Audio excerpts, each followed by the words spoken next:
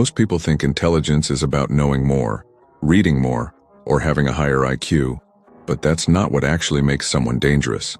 Real intelligence is built on one thing: reducing mistakes under pressure.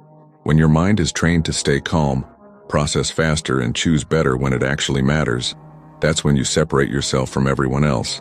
And this is exactly the kind of mindset you see in Kiyotaka Ayanokoji.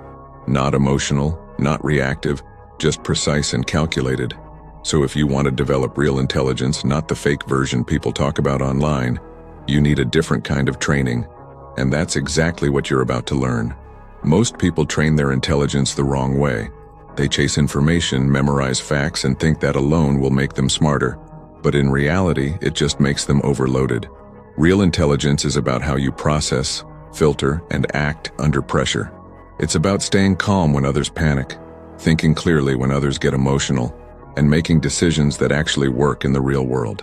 That's the difference between someone who just looks smart and someone who is smart. And if you look at how minds like Kiyotaka Ayanokoji are built, it's not through comfort or easy learning. It's through systems that force clarity, control, and precision. In this video, you're not getting generic advice. You're getting a structured way to train your mind so it becomes sharper, more focused, and far more effective in real situations. Step 1. Error tracking system. Build a zero-mistake mindset.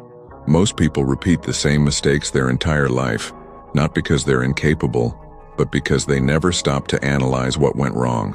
If you want real intelligence, you need to start treating your mistakes like data. Every single day, take 5 minutes and write down at least 2 to 3 decisions that didn't go your way.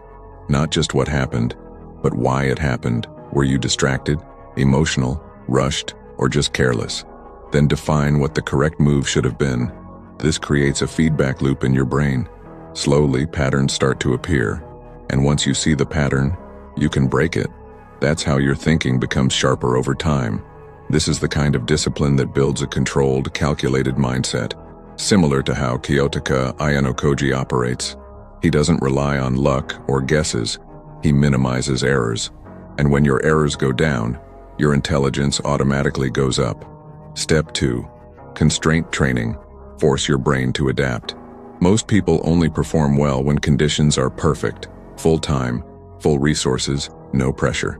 But real intelligence shows up when those things are missing. So instead of making life easier, you deliberately make it harder. Give yourself constraints. Set a 10-minute limit to solve something that would normally take 30. Try completing a task without using Google or external help. Limit your options and force your brain to work with less. At first, your thinking will feel slow and uncomfortable, but that's the point. Your brain is being pushed to adapt, to find shortcuts, to prioritize what actually matters. Over time, this builds a kind of mental efficiency most people never develop. You stop depending on perfect conditions and start performing anywhere. And that's the edge: being able to think clearly and act fast even when the situation isn't ideal. Step 3. Reverse thinking. Train your mind to see what others miss. Most people ask, "How do I win?" But that's a limited question. Real intelligence comes from asking, "How do I lose?"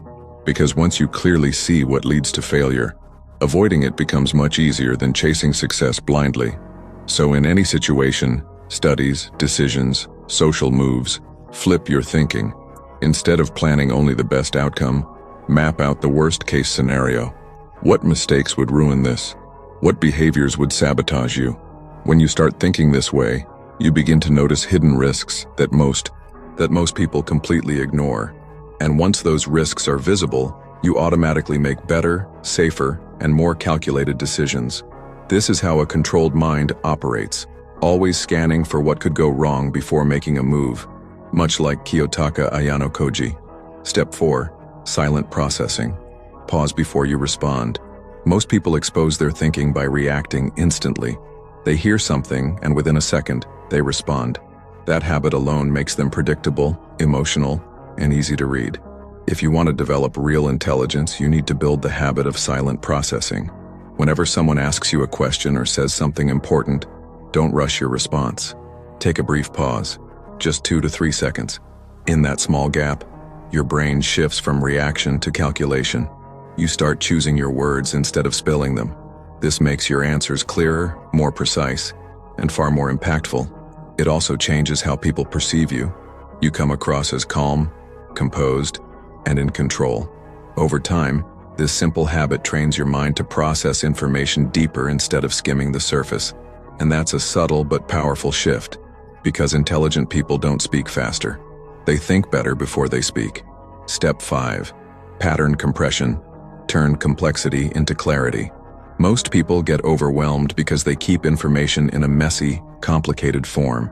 Intelligent minds do the opposite, they compress it. Whatever you learn, whatever you observe, force yourself to reduce it into one clear line or one simple principle. If you can't simplify it, you don't truly understand it. Take any situation, conversation, problem, or strategy, and ask yourself, what's the core pattern here? Not the details, not the noise, the actual rule behind it. When you train your brain to do this consistently, your thinking becomes faster and cleaner. You stop overcomplicating things and start seeing straight to the point. This is what creates clarity under pressure. While others are lost in details, you already understand the structure of the situation, and once you see the structure, making the right move become much easier. Step 6. Social experimentation. Test, don't assume. Most people think they understand people, but they've never actually tested anything. They just assume. Real intelligence comes from verification. So start treating your daily interactions like small experiments. Change one variable at a time. Your tone, your eye contact, your timing, and watch how people respond. Say the same thing in 2 different ways and notice the difference. Stay silent in a moment where you'd usually speak, and observe how the dynamic shifts. What you're doing here is collecting real-world data. You begin to see patterns, what triggers respect, what invites dismissal, what builds influence.